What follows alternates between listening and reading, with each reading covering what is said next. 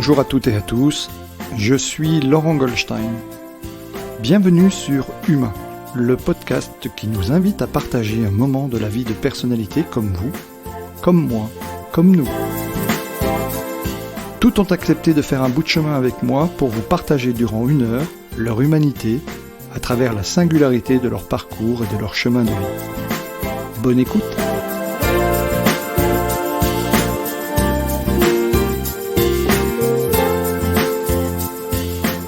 Mon invitée de la semaine est actrice, metteur en scène, directrice artistique. Bonjour Virginie. Bonjour. Je te remercie d'avoir accepté mon invitation, de nous accorder du temps. Est-ce que tu peux te présenter en quelques phrases pour les auditeurs qui ne te connaîtraient pas? Raconter ton parcours et un petit peu comment tu es devenue la femme que tu es aujourd'hui. Alors, je suis donc Virginie Marouzet, je suis metteur en scène de la compagnie Tout va bien, qui est une compagnie de spectacle vivant qui existe depuis 2005, installée sur Nancy.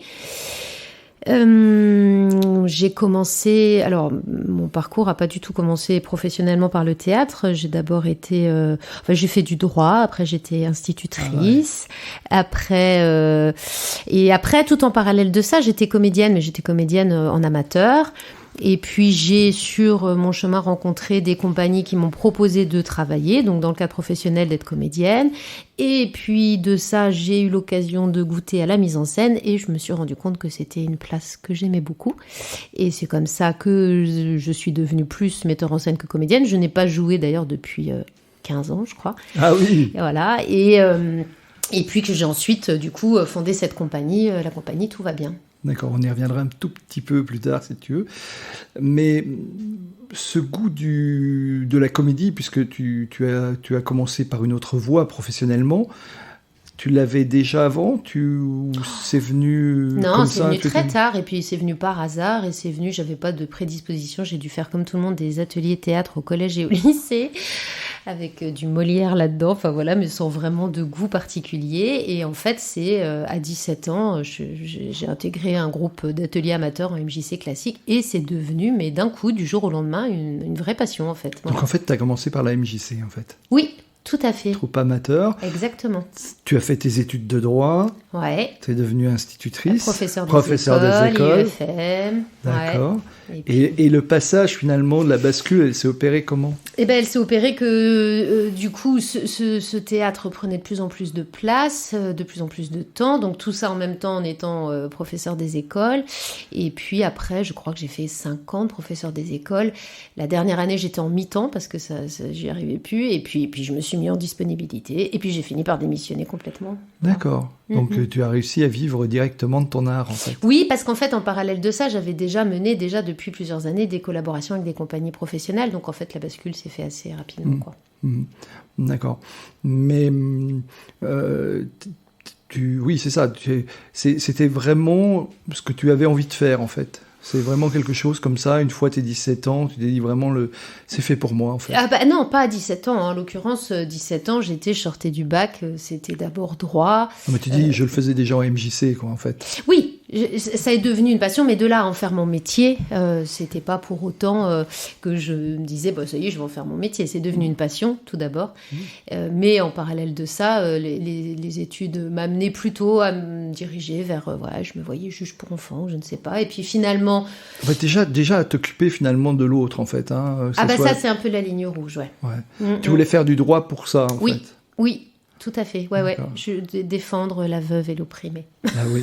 Et tu t'es dit, alors j'ai dit ça parce que dans un précédent interview, j'ai eu 2 personnes qui ont fait du droit, et la journaliste Carole Gessler, donc qui elle s'est rendue compte qu'en fait elle voulait faire avocat elle, et puis naturellement Christine Morin-Estève qui était elle, qui voulait vraiment devenir magistrat, et effectivement, mais je reviens sur Carole qui disait en fait ce qui m'a retenu dans le métier d'avocat, c'est à un moment j'ai pris conscience que je n'allais pas défendre que la veuve et l'orphelin, je vais aussi défendre les voyous. Et donc voilà, je me disais qu'il y avait ce côté-là. Et toi, c'était vraiment défendre la veuve et l'orphelin. Enfin. Ouais.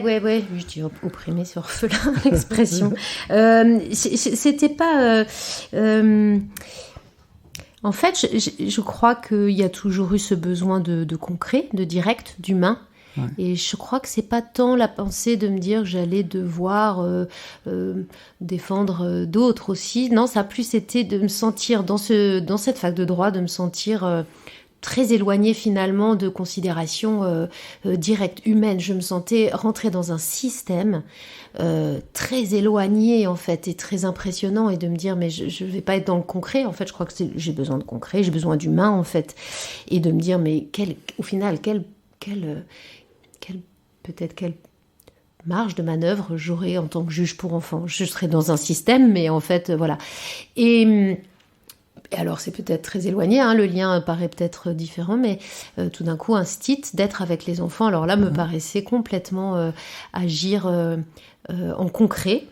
J'ai beaucoup aimé ça, mais je n'ai pas non plus du tout aimé être dans ce système de l'éducation nationale. Bon, je crois que j'ai un peu un problème avec le système.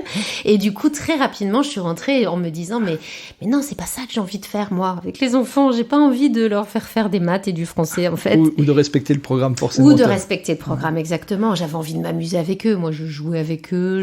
Voilà. Ils m'aimaient beaucoup, je les aimais beaucoup, mais on faisait pas beaucoup de... Si, quand même. J'étais sérieuse, mais voilà. Non, je crois que j'ai du mal avec les systèmes où tout d'un coup, ça m'éloigne du concret. Ah, d'accord. Ouais, je crois que c'est ça. Donc, on est maintenant au tournant des années... Alors, en 97, tu vas travailler... tu découvres le théâtre par la rue, c'est ça? Ah oui, ça a été en fait ce premier atelier donc, qui était à la MJC Bazin, qui était avec Sandrine Gironde, donc c'est la compagnie de l'escalier, donc, c'est ça.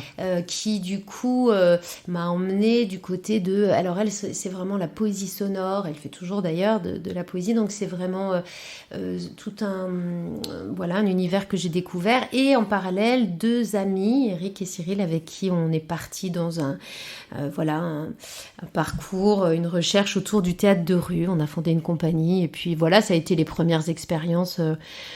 Alors professionnel déjà ou pas? C'était entre les deux, quoi. Voilà, ça commençait à basculer. D'accord. Ça commençait à basculer. Ouais. D'accord. Ouais. Et alors, tu ne fais pas uniquement tu n'as pas fait uniquement de la comédie telle qu'on l'entend, parce que tu as fait aussi de la danse. Tu t'es formé aussi à l'art clownesque aussi, j'ai vu ça. Ouais, alors plus précisément l'art masque et le masque en fait. Tu as beaucoup travaillé avec le masque. Très poussé avec le masque.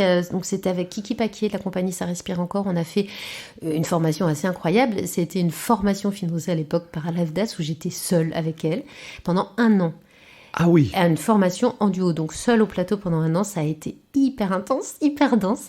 Et c'est d'ailleurs à l'issue de cette formation qu'il y a eu ce spectacle Tout va bien, merci, qui a donné naissance ensuite à la compagnie Tout va bien. Ouais, d'accord, voilà. Donc on va en parler tout à l'heure. Ouais, ce travail masqué, et du coup avec quelques stages aussi en parallèle autour sur le clown, mais masqué quoi, avant tout. Le masque, c'était le masque de Commedia dell'arte en fait. D'accord. Ouais. Donc là, tu as travaillé sur les deux masques, et puis beaucoup de danse aussi. Ouais, alors des stages, un peu à droite à gauche, mais surtout une collaboration longue, alors qui celle-là, c'est tissé jusqu'à aujourd'hui, parce que c'est vraiment une collaboratrice importante et amie, Marie Cambois, avec qui j'ai beaucoup travaillé, qui elle est chorégraphe et danseuse, et avec qui j'ai beaucoup appris. On a fait des longues périodes, et j'ai fait un spectacle avec elle, voilà. Donc ça a été un long chemin qui perdure jusqu'à aujourd'hui. Oui, parce que dans tes spectacles, alors là je parle à Virginie, le metteur en scène, on va retrouver aussi beaucoup de chorégraphie et de choses comme ça. Le travail du corps est très présent. Et très important chez toi. Chorégraphie, je me dis pas chorégraphe, mais travail du corps en tout cas. D'accord, alors. Et donc, à quel moment tu fais la bascule entre la comédienne que tu as été et le metteur en scène? Tu dis ça fait une 15aine d'années. Et qu'est-ce qui a été le déclic en fait?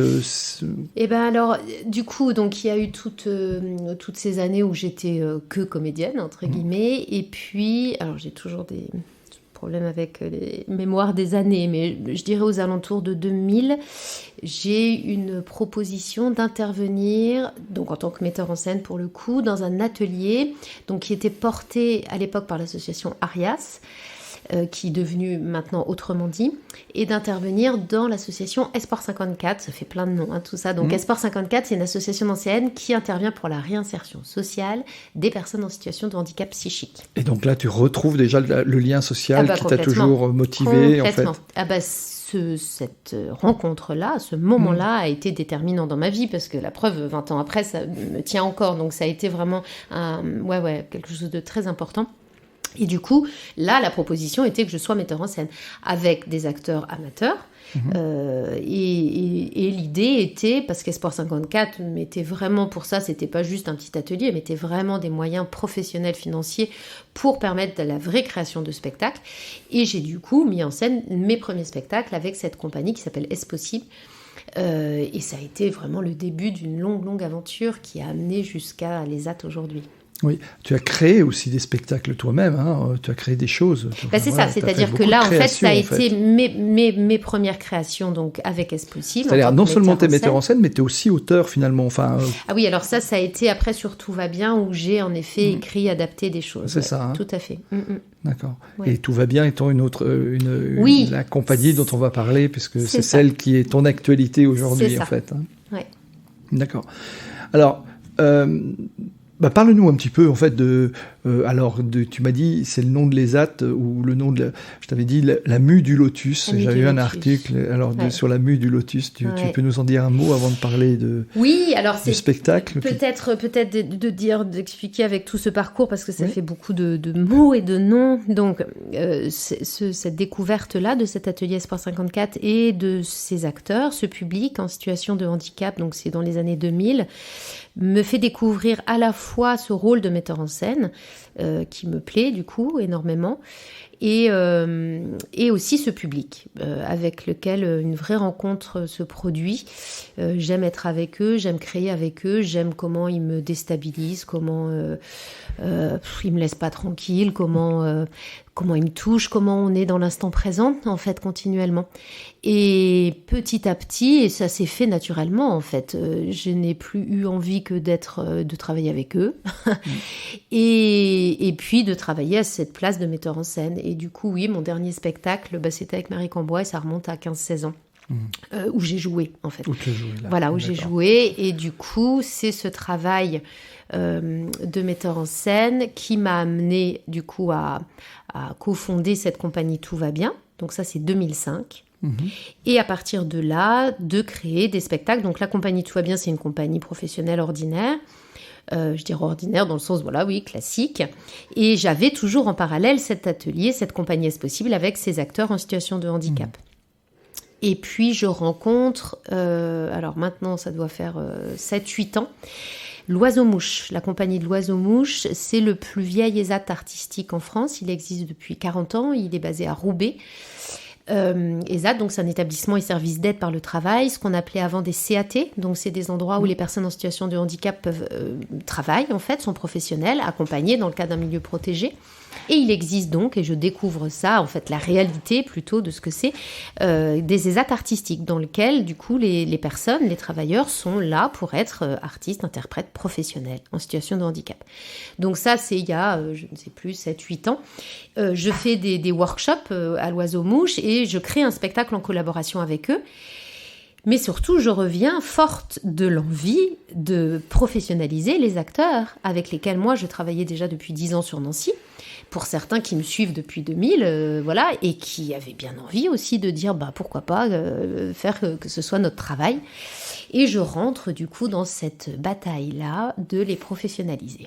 Alors là, ça a été une longue bataille parce que je découvre du coup... Alors j'ai été accompagnée par plein de gens là-dedans, plein de soutien et heureusement. Parce que dans ce genre de bataille toute seule, ça marche pas. Hein. Donc Espoir 54, Marie-Claude Baroche et Stéphane Voinson qui m'ont beaucoup accompagnée, qui avaient aussi envie du coup, ce désir-là de professionnaliser ces personnes. Mais on ne crée plus de nouvelles places d'ESAT en France. C'est-à-dire que des personnes, parce qu'il y en a beaucoup en jardinerie, en restauration, des personnes en situation de handicap qui veulent travailler, on n'en crée plus de nouvelles. Donc il y a des listes d'attente incroyables en fait dans les ESAT. Donc on a espéré, on a même été jusqu'au ministère de la Santé pouvoir créer des places, mais ça n'a pas marché. Et du coup, il nous fallait trouver une structure médico-sociale qui allait accepter de redéployer des places. C'est-à-dire qu'il y avait des places en jardinerie, par exemple, et qui disait, ok, je vais prendre 10 places et je vais les orienter en théâtre, en spectacle vivant. Donc, ça a été toute cette recherche-là qui nous a fait rencontrer le CAPS de Rosières-aux-Salines, qui est donc une structure médico-sociale. Monsieur Boissonnat, son directeur, qui a accepté de redéployer des places. Donc, 6 places ETP, temps plein, mais en mi-temps, annualisé, c'est-à-dire 12 personnes. Et de là, et du coup, s'est montée cette collaboration donc entre le CAPS qui porte le volet social, c'est-à-dire qui finance ces acteurs, les salaires de ces acteurs ainsi que celui d'une monitrice d'atelier. Esport 54 qui intervient sur la partie handicap psychique et la compagnie Tout va bien, dans laquelle je suis metteur en scène, qui jusque-là était une compagnie ordinaire et qui a cette particularité maintenant de porter le projet artistique de cet ESAT. Donc, on est face, quand je dis on est une dizaine d'artistes et techniciens dans la compagnie Tout va bien. Et on est là maintenant pour porter ce projet artistique de ces 12 acteurs, qui eux sont permanents, parce qu'en fait, eux, ils sont dans un ESAT, donc c'est très rare, en fait, les troupes permanentes en France, il n'y en a pas beaucoup, et ils sont là pour des années, et nous, on est là pour les accompagner dans ce projet artistique, donc c'est une vraie richesse, parce qu'en fait, on les accompagne au long cours, dans une recherche qui est faite de création de spectacles évidemment, mais d'une recherche artistique quotidienne. Là j'en sors, on a passé la journée à travailler sur quelque chose de très particulier, d'action culturelle, on intervient dans des écoles, c'est un projet au long cours et qui est passionnant parce que c'est une troupe en fait. Et cet ESAT s'appelle la Mue du Lotus. Voilà. D'où la question, la Mue du Lotus. Voilà, j'ai mis 10 minutes à répondre. C'est la Mue du Lotus. Non, mais c'est super intéressant. En fait, donc, la compagnie Tout va bien, si j'ai bien compris, il y a à la fois les techniciens, toi en tant que directrice artistique, quelques artistes, et en fait, vous êtes un mixte entre les travailleurs, ou les comédiens maintenant, on va dire professionnels handicapés, physiques ou psychiques, et une équipe de non-handicapés, en fait, c'est ça La compagnie Tout va bien, c'est une compagnie classique d'intermittents du spectacle, dont je ne suis même pas directrice artistique, d'ailleurs je suis metteur en scène, Donc il y a des metteurs en scène, on est comédiens, chorégraphes, donc c'est toute une troupe d'intermittents du spectacle. Et toute cette équipe-là accompagne au quotidien, au long cours, la troupe de l'ESAT, la Mue du Lotus, qui eux sont des comédiens en situation de handicap mental et psychique. Ouais, c'est chouette. Ouais, c'est une vraie richesse, c'est une vraie rencontre, c'est une vraie chance, c'est un vrai bonheur au quotidien. Dans ce contexte-là, encore plus peut-être, je sais pas. C'est super. Là, je les retrouve, on se retrouve là aujourd'hui et c'est à chaque fois un vrai bonheur en fait. Donc l'actualité de fin 2021 a été marquée par le lancement du spectacle. Alors le nouveau spectacle, je crois, qui s'appelle Tu m'arrêtes. Le reste est silence. Le reste est silence, voilà. Alors il est pas si nouveau que ça. En fait, il a été créé en septembre 2020. D'accord. On a eu cette chance de pouvoir créer dans la petite fenêtre qui était septembre-octobre 2020 et il s'est joué dans 2 théâtres et puis comme tous les spectacles il a été annulé, reporté sur la suite. Toutes les dates ont été reportées, on a eu cette chance là à la rentrée. Donc depuis la rentrée de septembre 21 on joue ce spectacle dans plusieurs lieux et on est ravis de pouvoir le faire et ça va continuer en plus. C'est ça, et on termine nos dates de saison la semaine prochaine à Metz, à l'espace BMK, les 13 et 14 janvier. Et on a ensuite des dates la saison prochaine. Donc ça, c'est ce spectacle qui existe, qui est en tournée, Le Reste est Silence. Et on travaille sur un prochain projet qui s'appelle Le Champ des Possibles, qui lui est complètement différent et qui a pour vocation d'être dans l'espace public. On sort des théâtres et on joue avec l'espace public. On joue en improvisation dans l'espace public. Oui, parce que tu as aussi une belle formation en improvisation. Oui, c'est une vraie... alors, j'ai beaucoup... Je vais y venir parce que je voudrais que tu nous expliques en plus en quoi consiste l'écriture au plateau, moi personnellement. Donc ça m'intéresse beaucoup. Alors c'est très particulier. Parce que ça, c'est ce que tu fais, toi. Oui, c'est ce que je fais. Et puis, c'est ce que, on va dire, j'ai été amenée à faire avec ces acteurs. Parce que quand j'ai découvert ce travail avec eux, dans ces acteurs en situation de handicap, quelquefois, certains ne savent pas bien lire, pas lire ou pas bien lire, et ils peuvent avoir de grandes difficultés à apprendre des textes. La mémoire est une difficulté. Et du coup, c'est hors de question de faire comme on peut faire des fois, de dire voilà un texte, tu apprends ce rôle, tu apprends ce personnage, c'est pas du tout comme ça, ça marcherait pas à mon sens en tout cas. Et puis je pense qu'on passerait à côté d'une vraie richesse qui est avec eux l'improvisation. Et du coup, Eh bien, l'idée, et c'est ce que je fais depuis 15 ans, 20 ans, c'est que je vais amener quand même des textes. Là, en l'occurrence, Le Reste et Silence, c'est Shakespeare quand même. Donc, c'est quand même pas des moindres. Oui. Et voilà, sur Le Reste et Silence, on est parti de 4 pièces, par exemple, Macbeth, Othello, Le Roi Lear et Hamlet. Et on va rentrer dans ces pièces de plein de manières. Alors, par raconter l'histoire, par des morceaux de phrases, par des personnages, par des situations. Et on va improviser autour de ça. C'est-à-dire, je vais leur donner une situation ou une phrase, et eux vont improviser. Et moi, je vais écrire ces improvisations. J'ai mon cahier, j'ai des énormes cahiers, j'écris leurs mots, en fait. Et petit à petit, se mélangent les mots de Shakespeare et leurs mots. Donc, c'est ça l'écriture au plateau. C'est comment, en fait, eux sont en jeu. Et moi, je prends ces mots-là et je les réintègre. Et au final, eh bien, il y a des textes de l'auteur, il y a des mots de l'auteur et des mots à eux. Et tout l'enjeu, il me semble, et l'intérêt, c'est de réussir à ce que reste une porte ouverte à l'improvisation. Constamment. Y compris le jour du spectacle, au moment où ça va venir. Exactement. Et ça, c'est un vrai challenge. Parce qu'en fait, je crois que c'est là-dedans que se niche le vrai intérêt avec ces acteurs. C'est à chaque fois je dis ça, leur capacité à faire basculer le bateau de manière un peu plus forte, le bateau de la vie là, et tout d'un coup il bascule et on sait pas trop où il va, ça fait peur même des fois. Ah oui, j'imagine. Mais en fait il tient le cap. Et du coup pour ça il faut avoir le courage de laisser la porte ouverte à l'improvisation. Ça nécessite un vrai travail du metteur en scène pour le coup. De confiance. De confiance. De confiance, et puis mais pour eux dans l'instant. Ça doit te dire un moment où ça part, quoi, peut-être. Exactement. Quand tu parles de bateau, ça doit être simple. C'est ça, des fois ça part, ça fait un peu peur. Ouais. Et en même temps, je crois que du coup, maintenant, avec le temps, on a réussi à faire en sorte que... Alors ça laisse aussi la possibilité à des vraies différences de qualité de représentation l'une sur l'autre. Des fois, ça s'envole, et puis des fois, un petit peu moins. C'est un peu plus calme. Mais voilà. Est-ce que les acteurs ressentent l'énergie du public et à ce moment-là vont peut-être plus faire tanguer le bateau en fonction de l'énergie renvoyée par le public, c'est ça ? Sûr. Ça, c'est sûr. Et puis, plus on avance, parce que là, du coup, il commence, ça fait maintenant, cet ESAT, il existe depuis 3 ans et demi, bientôt 4 ans. Donc, il commence à avoir un bon bagage et voilà, il commence à avoir une écoute du plateau et du coup du public et d'être capable de jouer avec cet instant présent-là. Donc, la présence du public, c'est important. Alors, quand tu parles du spectacle, tu viens de nous en toucher un mot, Le Reste et Silence. En fait, tu dis on a adapté 4 pièces de Shakespeare, mais tu l'as fait quoi, en 4 tableaux, c'est ça ? Non. Ou c'est un petit peu... Au départ, je ne savais pas trop... alors, je veux dire avec Guillaume, qui est mon collaborateur, on a créé ce spectacle tous les deux. L'idée, c'était... alors, c'est souvent comme ça au point de départ. C'est une envie d'un auteur ou une envie... c'était l'envie de s'attaquer vraiment à Shakespeare, de se dire, tiens, est-ce que c'est possible ? Est-ce que c'est possible, cette langue si compliquée, cette langue classique, et puis ces intrigues, et puis ces paroles, est-ce que c'est possible de s'attaquer à ça ? Donc, allez, on y va. Et donc, il n'y a pas trop de... Je sais pas grand-chose au point de départ. On y va avec ces pièces. Et ce qui était très drôle avec Guillaume, c'est qu'on ne faisait que constater qu'il renversait la tragédie. C'est-à-dire qu'à chaque fois qu'on amenait des situations tragiques, ça finissait par nous faire rire et réussissait à renverser les choses, à les emmener ailleurs.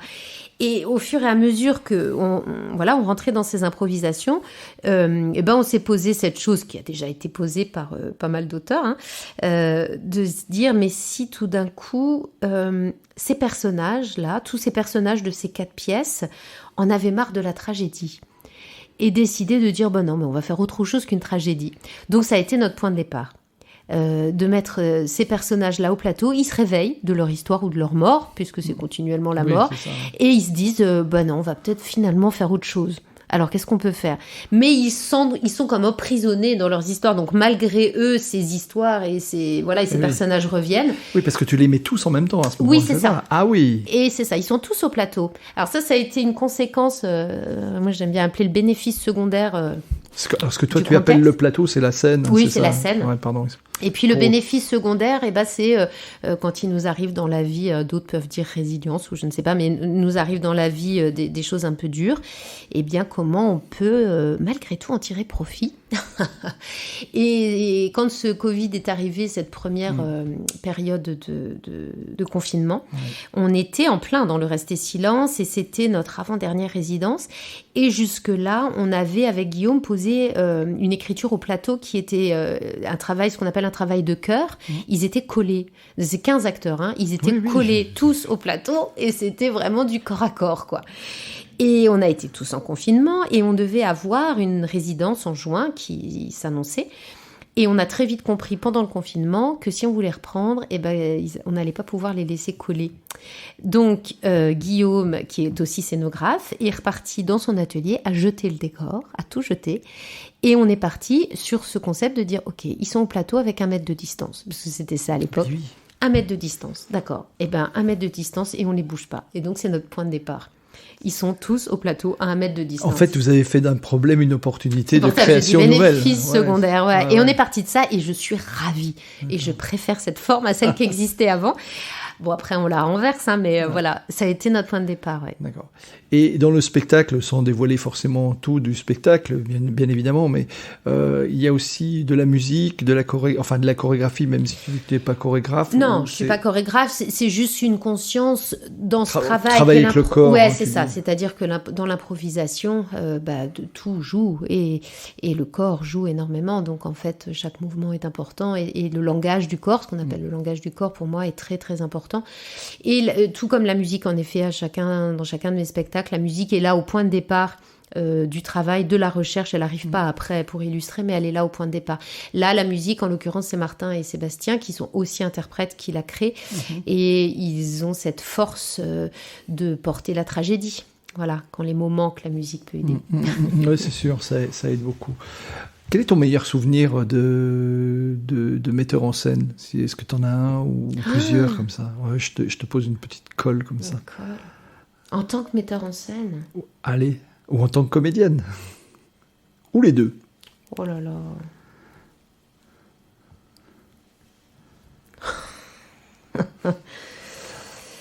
Allez, ou 2-3 anecdotes qui t'ont particulièrement touché ou marqué.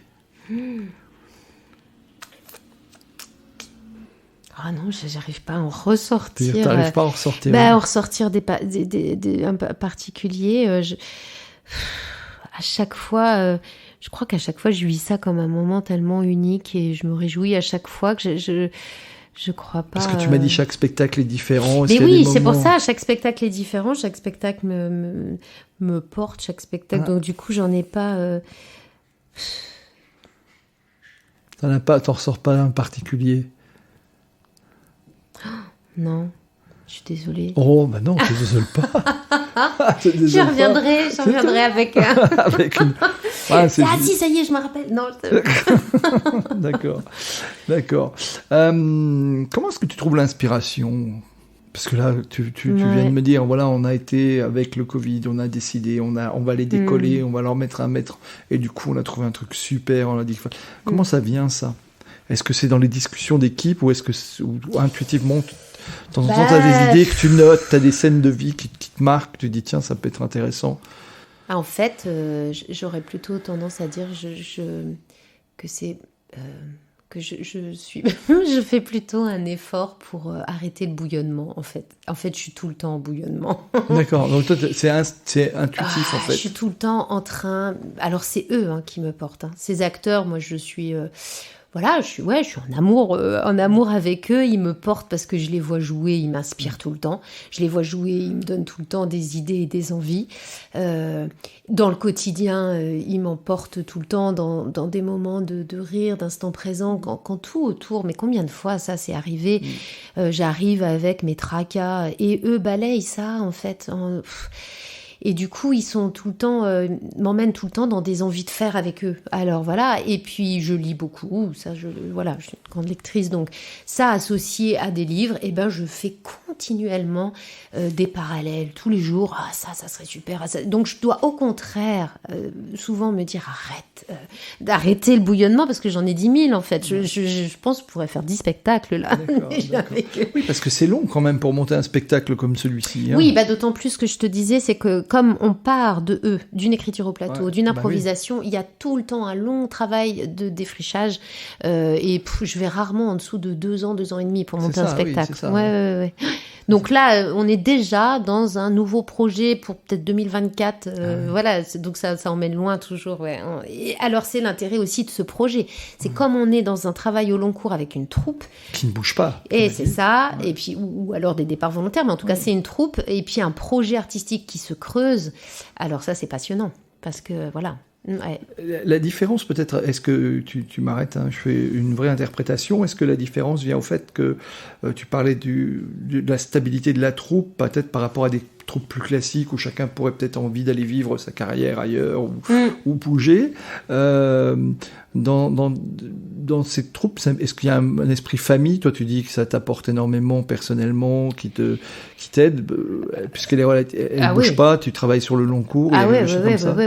Alors, c'est vrai, quand on dit ce mot, ça peut être un petit peu galvaudé en disant famille, parce qu'on peut le dire tellement facilement, et puis je suis pas sûre que personnellement, pour moi, la famille soit un bon... Bon, c'est une autre parenthèse, mais dans ce que ça signifie, d'une sorte d'ancrage solide sur lequel on peut compter ou sur lequel on passe malgré tout les étapes, on passe malgré tout, il y a du découragement, il y a de la fatigue, il y a de la peur, mais non, on y va, on est ensemble et puis on se soutient en fait, et du coup de passer ça, voilà, cette notion-là qu'on peut retrouver derrière, il y a ça, et puis il y a le fait, en fait, que cette troupe déplace, dans le projet artistique que l'on mène ensemble, déplace même la recherche au-delà de la création de spectacles. Oui, on crée des spectacles ensemble, mais en fait, c'est comme si notre projet artistique dépassait ça complètement. Quand on mange ensemble le midi, quelque part, c'est Guillaume qui aime à dire ça, mais quand on mange ensemble, c'est aussi notre recherche artistique. C'est important. Qu'est-ce qu'on va manger? Et tout d'un coup, ça. Et quand on va rencontrer des élèves dans une classe pour faire un atelier, c'est profondément notre recherche artistique. C'est-à-dire que c'est au-delà des spectacles. C'est une recherche quotidienne, quoi. Parce que la troupe fait aussi des ateliers dans les écoles, c'est ça? C'est-à-dire que ça fait partie dans notre projet et d'accompagnement, de conventionnement, parce qu'on est conventionné par tous nos partenaires, DRAC, région et tout ça, dans ce qu'on appelle une CPO. Eh bien, on est dans notre projet amené à mener ce qu'on appelle des actions de démocratisation culturelle, c'est-à-dire de rencontre d'autres publics avec lesquels on va mener des projets. Donc, on a par exemple un projet qui est super, qui est mené par le Théâtre de Verdun transversal avec des jeunes d'IME où pendant 1 an, donc ça se passe en Meuse, eh bien, on reprend notre matière de Shakespeare et on recrée un spectacle avec eux, avec les acteurs de l'ESAT et 15 jeunes. Donc, ils sont 30 au plateau. Wow. Et on recrée un spectacle, on réinvente autre chose. On a, la classe Ulysse à Chopin avec qui on mène aussi un projet de création. Donc, à chaque fois, c'est des projets de création qui vont s'adapter en fonction des publics. Et du coup, voilà, c'est des vraies rencontres avec les publics. Ouais. Alors, j'aime aussi, j'ai lu un article qui t'était consacré où tu disais, mais moi, j'aimerais qu'on ne marque plus la spécificité de la compagnie. Pour moi, sont des acteurs... il n'y a même plus de différence pour moi entre les acteurs en situation de handicap et les acteurs qui ne le sont pas. Moi, j'aimerais ce qu'on dise que l'acteur est un acteur, point barre. Il n'y a pas... Voilà. Ouais. Ah, ça, c'est un sujet... C'est un de tes combats, ça aussi. C'est un de mes combats. En tout cas, c'est un sujet complexe dans lequel je me débat et avec lequel je cherche. Parce que plein de choses se disent par rapport à ça et j'ai pas des idées forcément arrêtées. Mais en tout cas, ce que je peux dire, c'est que d'un côté, bien sûr, heureusement que ce statut du handicap existe en France et permet cette protection. cette protection sociale. Bien sûr, tant mieux qu'il y ait cette aide adulte handicapé. Bien sûr qu'il y ait cette possibilité d'ESAT pour permettre à des personnes d'être en milieu protégé. Donc, ça, je ne vais pas le nier parce que bien sûr qu'il y a cette protection, elle est importante. Mais de l'autre, et c'est comme toujours en fait, la recherche de l'équilibre est certainement ce qui est le plus intéressant, de l'autre, ne parler que de ça et ne dire que ces personnes ne sont que ça est complètement dommageable, et bien sûr, c'est évident. Et donc je cherche un endroit dommageable et puis surtout passer à côté de quelque chose. En fait, moi, ce que j'aime dire, c'est que ces acteurs, avec tout ce qui va de travers chez eux, avec le fait que ils comprennent pas toujours, que leur corps va de travers, que ils ont des caractères qui peuvent s'emporter plus que d'autres, avec une difficulté de parler, enfin tout ce qui peut faire leur fragilité dans une société comme la nôtre, normée. Eh ben au plateau, elle est richesse. C'est une richesse artistique en fait. Toutes ces choses de travers, elles sont belles à regarder et elles sont émouvantes et elles nous ouvrent des univers émotionnels différents. Donc, il ne s'agit pas de les nier. Il s'agit de les regarder, mais de les rendre beaux et de se dire que ces richesses-là dépassent le mot handicap, en fait. Ce sont des acteurs qui ont une singularité, mais comme tous les acteurs, j'aime à croire ça, eux, leur singularité ouvre des endroits émotionnels qui, moi, me passionnent depuis 20 ans, en tout cas, et que j'ai envie de défendre. Voilà. Tu vois, c'est pas très tout blanc ou tout noir, non, c'est entre les deux, quoi. Ouais, j'ai bien compris le message, et le message pour toi, effectivement, de voir que ça te tient à cœur, vraiment... de travailler, voilà. De se dire que, bien sûr que ça m'importe que le mot handicap, on le laisse de côté pour se dire, ce sont des acteurs incroyables. Cet incroyable-là vient de de ce qui a été aussi leur cicatrice, leur faille, voilà. Et comme toute personne, comme je disais tout à l'heure, voilà, on peut en faire des forces. Bien et puis sûr. Tout d'un coup, là, en faire une force sur le plateau, c'est très beau. Et c'est ça que j'aime à défendre, oui. Ouais. Comment est-ce que tu gères, toi, la pression, le stress ? Parce que tu en parlais tout à l'heure, tu disais ils m'aident vraiment dans ces moments-là, mais on est un petit peu un collectif. Est-ce que toi, à titre personnel, comment est-ce que tu gères ton bouillonnement ? Alors, j'ai compris que tu lisais beaucoup, mais est-ce que tu as d'autres rituels comme ça qui te permettent de gérer la pression, mettons simplement la pression, le stress ou même les périodes d'incertitude qui, je pense...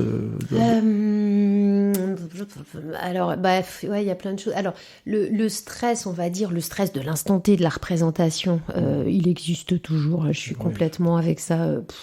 Voilà, 1 heure avant de jouer. Ça fait 20 ans et c'est toujours pareil et ça m'énerve. Je me dis, mais pourquoi je fais ça ? Bon, voilà, donc celui-là, il n'a pas changé. Et après, le stress du quotidien, la pression, oui, tu as raison de dire la pression. C'est-à-dire, petit à petit, c'est l'avantage de l'âge, certainement. Je finis par apaiser ça avec une sorte de confiance, en fait, je crois, dans la vie, de se dire, j'arriverai toujours à trouver des chemins. J'ai un optimisme forcené, je crois qu'il s'appuie sur l'amour de tous les gens qui m'entourent, en fait. Ouais, je crois que c'est ça, l'amour. D'accord. L'amour. C'est beau. C'est beau, hein ? C'est chouette. C'est chouette. Petite question comme ça que j'aime bien, que j'aime à poser. Où aimerais-tu être si tu n'étais pas en face de moi à l'heure-ci ?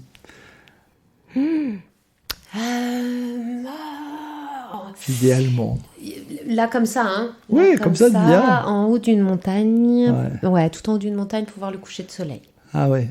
Ça te ressource, ça te fait du bien, t'aimes ça ? Bah, là, comme ça, ouais, ça peut être, il y en a plein d'autres, mais là, comme ça, je regarde par la fenêtre et je me dis, ouais, je crois que là... De là où on regarde, il n'y a pas de montagne. Il y a un ciel, justement, et du coup, je me dis, ah tiens, voir un coucher de soleil en haut d'une montagne, là, oui. D'accord, merci. Quel conseil donnerais-tu à quelqu'un qui voudrait suivre un peu ta voie ou ta carrière, voilà, qui aimerait devenir comédien ou comédienne, ou tout simplement metteur en scène ? Je ne sais pas si c'est propre à ma fonction, à mon travail.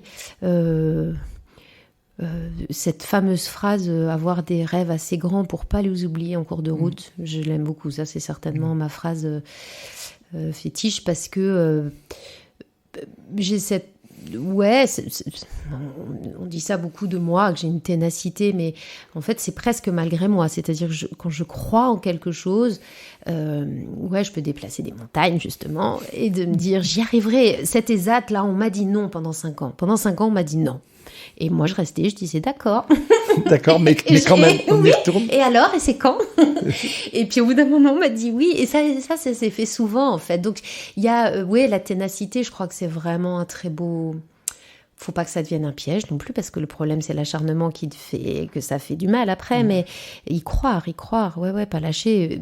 Encore plus aujourd'hui où tellement de gens, disent que les rêves...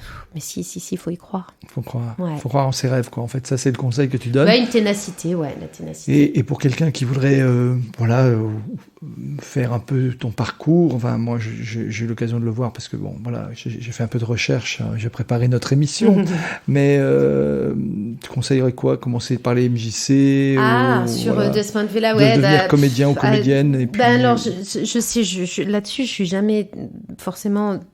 Moi, j'ai pas du tout... je suis autodidacte, j'ai pas fait d'école, j'ai appris pourtant, sur le terrain.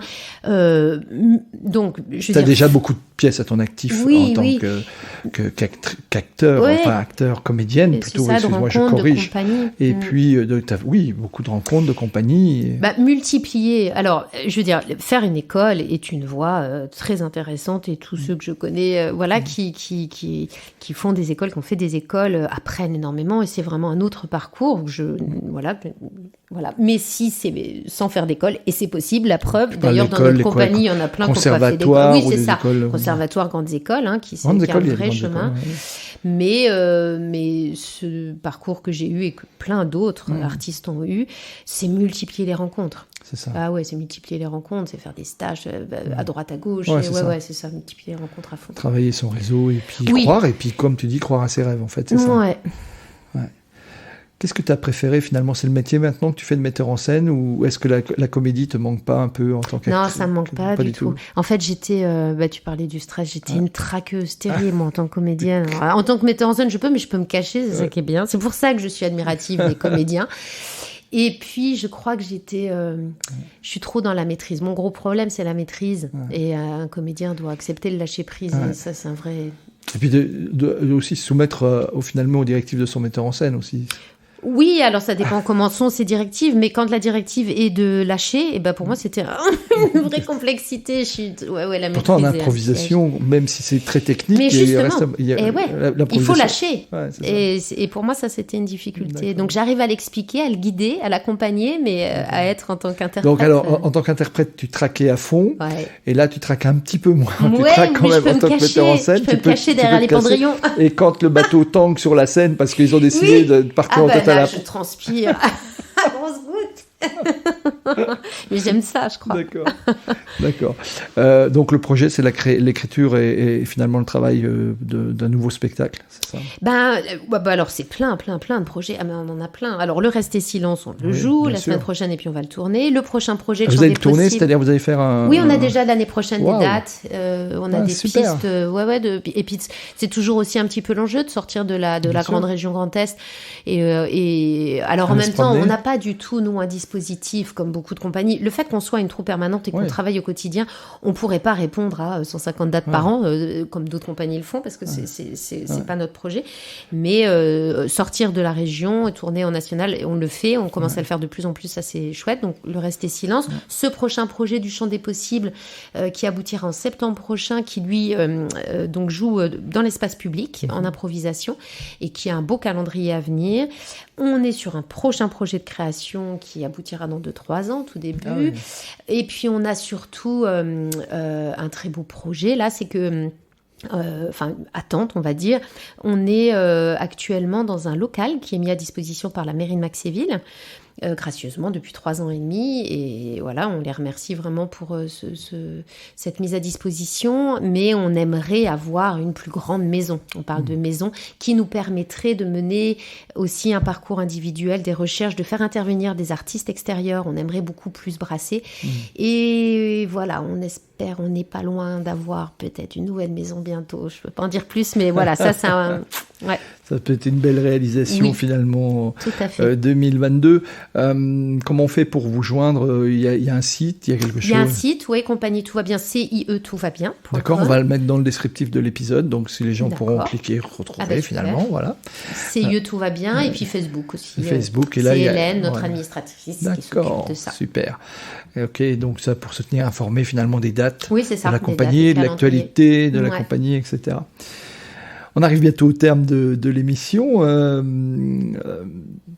Est-ce que tu as un livre à me recommander? C'est toujours la question rituelle. Et je sais que finalement tu m'as dit tu as bien fait de me le dire, parce que dans l'avant-propos de l'émission qui a été assez rapide, chers auditeurs, on a eu un échange assez rapide là-dessus. Livre, oui, peut-être celui qui m'a, je crois, le plus traversé, touché, et que j'ai eu la chance de mettre en scène, c'est Le nom de Clara, de Swazik Aharon. Voilà, et j'ai eu cette chance de rencontrer Swazik, qui est devenue une amie, et j'ai adapté du coup son livre pour le mettre en scène, Le nom de Clara. Le nom de Clara, voilà, c'est ça. Merci pour cette... Et alors, dernière question, qui me recommanderais-tu d'inviter pour une prochaine épisode de cette série? Je vais être coquine, parce que du coup, comme je ne sais pas trop, je vais dire Swazik, l'auteur du nom de Clara. Allez, d'accord, c'est super. C'est une vraie grande femme. D'accord, super. Merci beaucoup. Le mot de la fin te revient, Virginie. Ou la phrase, ou... Merci, et surtout, le mot de la fin.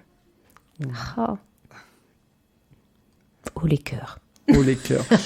Merci beaucoup, Virginie. C'était un vrai bonheur de t'avoir à ce micro. Merci d'être venue. Merci de nous avoir consacré du temps. Longue vie à la compagnie, à la tournée, et puis à tous tes projets. Bien, nous, chers auditeurs, on se retrouve la semaine prochaine pour un prochain épisode et une prochaine rencontre. Bonne soirée. Au revoir, Virginie. Au revoir, merci.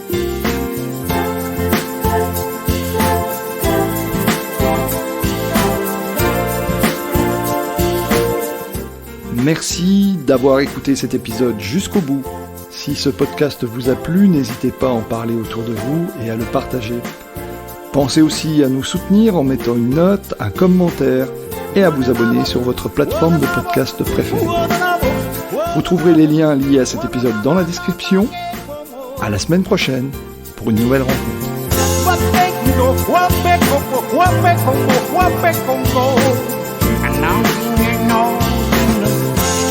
Stick it up, I feel.